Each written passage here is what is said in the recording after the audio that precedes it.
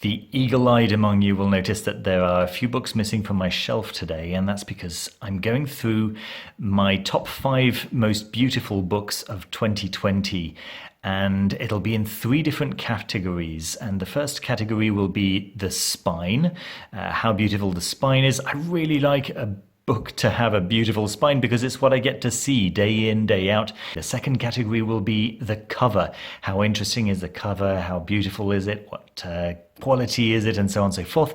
And then the third category will be a general overall design, which are the most beautiful books that I've bought in 2020. So in the category of the most beautiful spine, in the 5th position, we've got Piranesi. The dust cover doesn't look like very much, but when we take the dust cover off, it's a really, really beautiful spine. It looks fantastic on the shelf. Piranesi is one of the very few fictional works that I've read this year, and it is an absolute delight. It's the same author as Jonathan Strange and Mr. Norrell. It's a wonderful, short and rather dark book. In the 4th position, we've got Ferocious, a folk tantric manual on the Saptamatrika cult. And this is by Theon Publishing. And as you can see, the spine is really nice. There are these 2 circles made of stamped gold, which just look fantastic. And they look almost like mirrors as they sit on the shelf. Very, very nice. And I realize that I haven't reviewed this yet, but the review will come very shortly. In 3rd position is The Book of the Black Dragon. Now, I've only just received this, Peter Hamilton Giles, published by Atramentus Press. That spine just looks glorious. I really, really like the gold stamps on there. It's a beautiful design. You can probably expect to see this book in some of the other categories as well. There we are. In the 2nd position, it's Seeds of Aries. It's a 2nd issue of the 2nd volume of Pillars by Anathema Publishing, and the spine is really interesting for me. It's particularly interesting because of this little sigil over here, which tells you how to read this, right? Starting over here and going up and down, and then going all the way down over here, up, down, and to the side. Very cool. Very, very nice idea for a spine. It looks very curious, and it really attracts the eye on the shelf. And in 1st position, it's Natural Magic by Giambattista della Porta. This is a black letterpress edition, and that spine just makes me want to sing. It's just beautiful. I really, really like the matte paint over the paper texture. I think it looks just really, really nice. Very mid 20th century. Early to mid 20th century feel to it. I like the color. It's very very natural, very nature oriented, which makes perfect sense for the book itself. And yeah, I really, really like that spine, and just like the cover in general, actually. All right, moving on to the category of most beautiful cover, and in 5th position we've got The Cloud of Unknowing. As you know, this was published earlier in the year by Black Letter Press, and the introduction was by yours truly, and I was very, very impressed with how beautiful this cover is. I really like those colors. I really like the design. I really like the way it goes over through onto the back. It's a really, really beautiful cover, and I feel very privileged to have been allowed to take part in this gorgeous, gorgeous project. In 4th position is a book which I, in fact, bought on the strength of the cover alone. An absolutely gorgeous, gorgeous cover, which I've just shown you. I know that I haven't reviewed this book yet, but you can bet that I will be reviewing it very soon. A really lovely cover. Very, very nice design. I like the symmetrical aspect of it. It's a nice quality paper cover, and the back here is really gorgeous as well. Very, very beautiful. In third place, I've got the Natural Magic. Once again, I have just told you how much I like those symmetrical patterns, but I really like the idea of having the crows here. I think the whole design is really nice, and as I was saying earlier, really natural and represents the contents really nicely. Yeah, Black Letter Press did a fantastic job on this. In second place is Seeds of Aries with that beautiful design by Adrian Baxter. Such a gorgeous cover. But I really like the embossed nature of that design as well. And if we turn the book over, we can see another embossed design, which is really, really beautiful.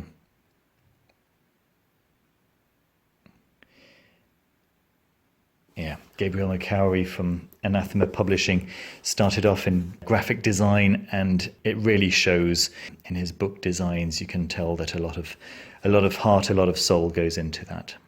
And finally, in first position, also by Anathema Publishing, once again, those design skills coming through quite wonderfully on this beautiful Celtic-inspired cover. Very, very beautiful. And this is Wolf's Head by Shani Oates, and it's the collector's edition. Beautiful, beautiful, beautiful. I've not yet reviewed this at the time of recording, but I will do so very soon. At least give you a closer look at what you get inside. So now for the overall best design, and this is a special mention. It didn't quite make the fifth place just because of the two separate sizes, and also the fact that it's got a dust cover, which I would have preferred it hadn't had a dust cover. Of course, you can always remove the dust cover, but design that's on the dust cover is actually very nice.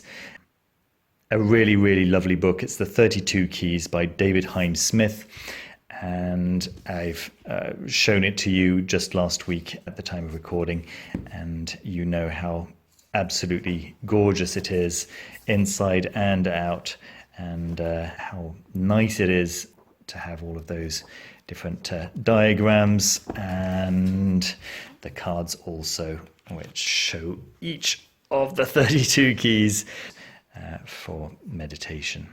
So starting off in earnest with the fifth position, we've got the Dolmen Arch. This is volume 1. Volume 2 is, I hope, days away from being delivered to me. It's being flown over from America, and that can take a little bit of time. But John Michael Greer's reintroduction of the lesser and greater mysteries in the volume 2 of the Druidic mysteries.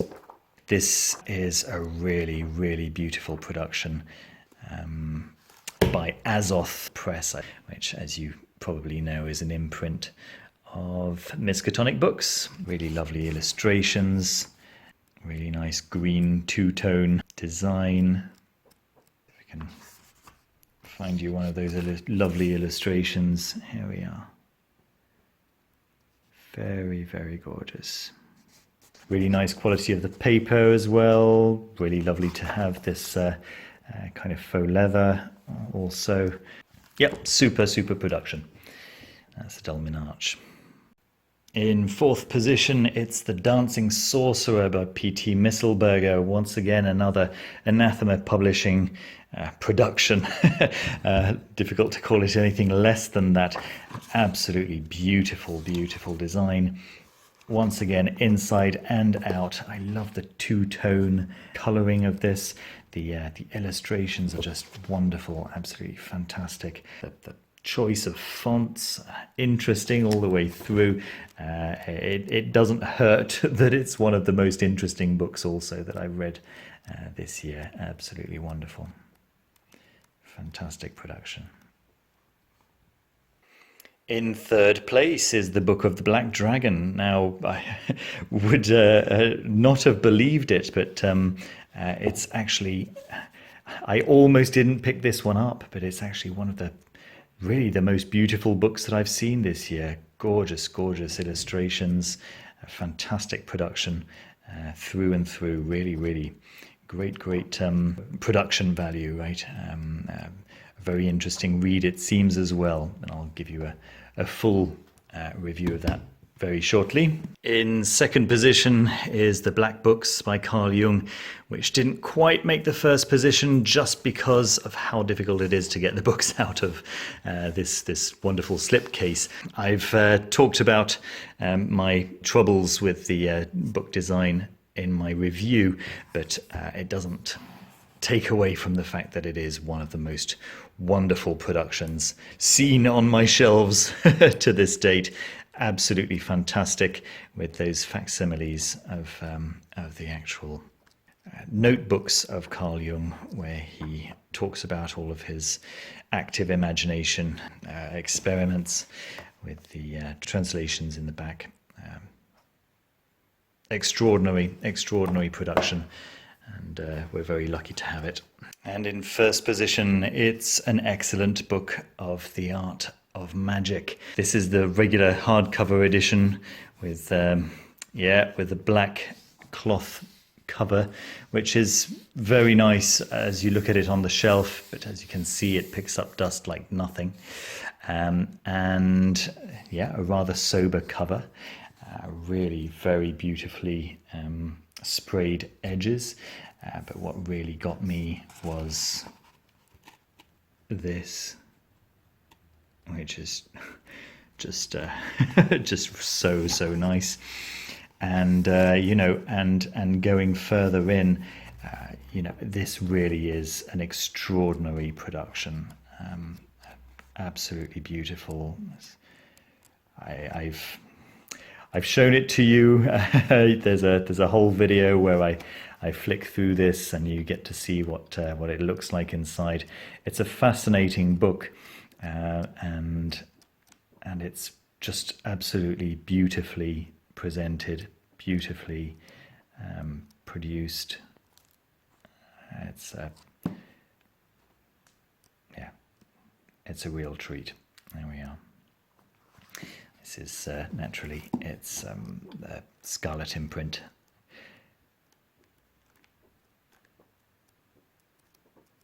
Very lovely production. There we are.